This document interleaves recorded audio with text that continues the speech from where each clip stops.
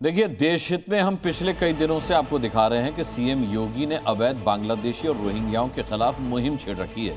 उन्हें खदेड़ने का मिशन चल रहा है, लेकिन इन घुसपैठियों ने अब मस्जिदों और दरगाहों को अपना अड्डा बनाना शुरू कर दिया है। ये खुलासा यूपी के बदायूं जिले में हुआ है। सवाल ये खड़ा हो रहा है कि कहीं किसी साजिश के तहत इन घुसपैठियों को मस्जिदों और दरगाहों में शरण तो नहीं दी जा रही।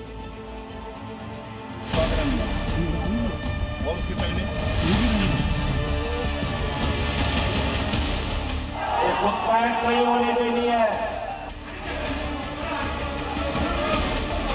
धक्का देके बाहर करना है। कब्जा करने के लिए 1 इंच जमीन नहीं देने वाले हैं। एक बार आर पार हो ही जाए, देखा जाएगा। ये सिर्फ बयान नहीं है, बल्कि प्रण है। बांग्लादेशियों और रोहिंग्याओं को देश से बाहर खदेड़ने का, और योगी फोर्स इस प्रण को मिशन मोड में अंजाम दे रही है। बदायूं में योगी फोर्स इसी मिशन के साथ बड़े सरकार की दरगाह पहुंची। जी न्यूज का कैमरा भी मौके पर मौजूद था, और जो तस्वीरें कैमरे में कैद हुई वो बेहद हैरान कर देने वाली थी। दरगाह के भीतर सैकड़ों की संख्या में बांग्लादेशी और रोहिंग्या घुसपैठिए डेरा डाले हुए थे। जी न्यूज का कैमरा देखते ही उनके होश उड़ गए। भगदड़ जैसी स्थिति बन गई। सभी अपना सामान समेटने लगे। बड़े सरकार मुस्लिम समुदाय का बड़ा धर्मस्थल है। यहाँ दूर दूर से लोग हाजिरी लगाने आते हैं, लेकिन किसी ने ये नहीं सोचा था कि दरगाह के भीतर घुसपैठियों ने अपना अड्डा बना रखा होगा। जिन बांग्लादेशी और रोहिंग्याओं को योगी सूबे से बाहर खदेड़ने की मुहिम चला रहे हैं, उनकी पहचान का अभियान चला रहे हैं, उन्हें मस्जिदों और दरगाहों में छिपाने की साजिश चल रही है। प्रशासन की पकड़ से बचाने की कोशिश की जा रही है। दरगाह परिसर में बड़ी संख्या में घुसपैठियों ने अवैध झुग्गियां बना रखी हैं। कुछ ने तो पक्का निर्माण तक कर रखा है। अब इन सब की पहचान की जा रही है।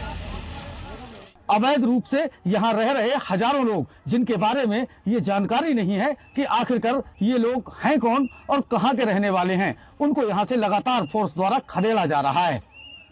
इतने बड़े संख्या में ये लोग एक लंबे समय से किस तरीके से रहते चले आ रहे थे, ये एक बड़ा सवालिया निशान है। अभियान के दौरान पुलिस को लगातार संदिग्ध लोग मिल रहे हैं, जिनके दस्तावेजों की जांच की जा रही है। ये कार्रवाई अब तब तक चलेगी जब तक कि ये पूरा इलाका घुसपैठियों से खाली ना हो जाए। भी विदेशी नागरिक या रोहिंग्या या बांग्लादेशी की मतलब उसकी सर्च अभियान शुरू किया गया है। ये लगातार चलेगा और जब तक मतलब कि पूरा ये खाली नहीं हो जाएगा तब तक इसको चलाया जाएगा। बड़े सरकार की दरगाह में आने जाने का कोई एक रास्ता नहीं है। यहाँ किधर से भी लोग आ जा सकते हैं। घुसपैठिए इसी बात का फायदा उठाते हैं। पहले झुग्गियां बनाते हैं और फिर धीरे धीरे पक्का निर्माण कर लेते हैं। दरगाह कमेटी का दावा है कि उनकी तरफ से ऐसा करने की कोई इजाजत नहीं दी गई है। आईडी हो या ना हो, ना तो हमने कोई परमिशन दी है इनको कमेटी की तरफ से, ना कोई अलॉटमेंट हुआ है। ये जबरदस्ती के कब्जे करे हुए हैं सब।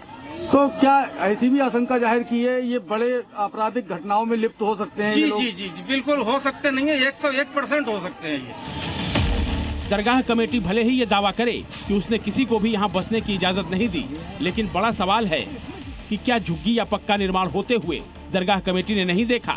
इजाजत नहीं दी गई थी तो दरगाह परिसर में निर्माण क्यों नहीं रोका गया? दरगाह परिसर में बसने वालों का वेरिफिकेशन क्यों नहीं किया गया? ऐसे में आशंका है कि दरगाह कमेटी ने जानबूझकर इन घुसपैठियों को यहाँ बसने दिया होगा, लेकिन सीएम योगी ने कह दिया है कि ऐसी कोई भी मंशा पूरी नहीं होने दी जाएगी।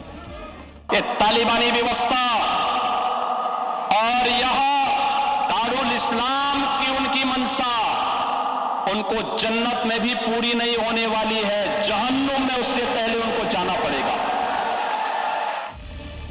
सीएम योगी इसी मिशन में जुटे हैं। बांग्लादेशी और रोहिंग्याओं की पहचान हो रही है, सत्यापन किया जा रहा है। इसके बाद इन्हें डिटेंशन सेंटर भेजकर इनका परमानेंट टिकट काटने की तैयारी है, ताकि उत्तर प्रदेश को घुसपैठिया मुक्त किया जा सके। अमित अग्रवाल के साथ ब्यूरो रिपोर्ट, जी मीडिया।